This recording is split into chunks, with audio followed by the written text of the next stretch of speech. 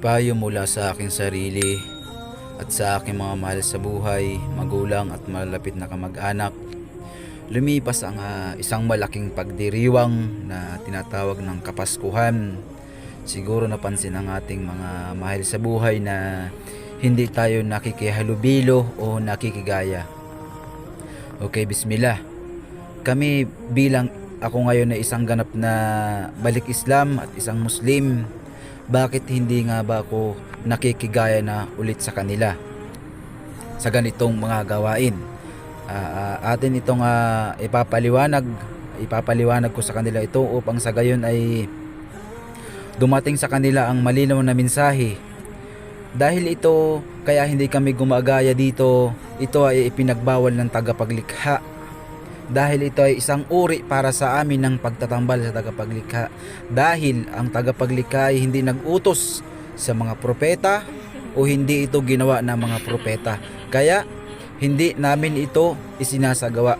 Dahil sinabi ng Allah subhanahu wa ta'ala sa banal na Quran, A'udhu billahi minash shaitanir rajim. Kul huwallahu ahad, Allahus samad, lam yalid walam yulad, walam yakul lahu kufuwan ahad. Sinabi ng tagapaglikha na siya ay nag-iisa.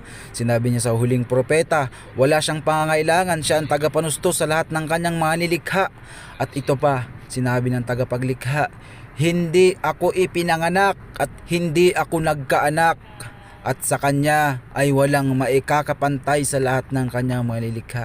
Kapag sinabi natin at nakahilubilo tayo dito, sinabi ng propeta Muhammad sallallahu alaihi wassalam, ang sino man ang sumali o gumaya dito ay ikakalabas niya ito sa pananampalatayang Islam. Bakit nga ba natin ito pinapaliwanag at bakit hindi nga ba naiintindihan ng atin itong mga mahal sa buhay at ang iba?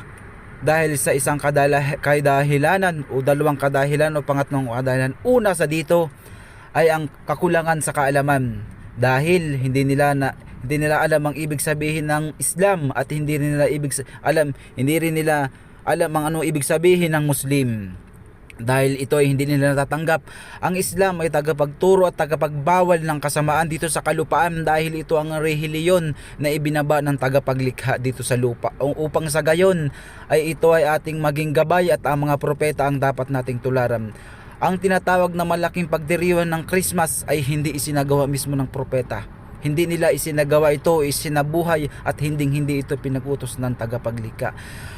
Kapag isinasagawa ng sangkatauhan ito ng nakakarami, hindi ba ninyo nababatid na ang langit ay nagkakapunit-punit at ang kalupaan ay nagkakabitak-bitak? Ganon, at ang mga bundok ay sobrang galit at ito ay magkatunaw-tunaw. At ito ay sinabi mismo ng tagapaglikha sa banal na Quran na siya ay nagagalit, at dahil binibigyan ng tao ang tagapaglikha ng pagtatambal na ipinagbibintang nila na sa ang tagapaglikha raw ay nagkaanak. A'udhu billah, subhanallah. Ito ay gusto kong iparating itong mensahe na ito sa aking mga mahal sa buhay. Bukod sa pagtatambal ay napakaraming malalaswang gawain dito na ipapasok na nagagawa ng tao. Napakaraming mga pagsubok na dumarating sa buhay ng isang tao dito na hindi nila namamalayan na sila ay nahuhulog na sa patibong ng Satanas.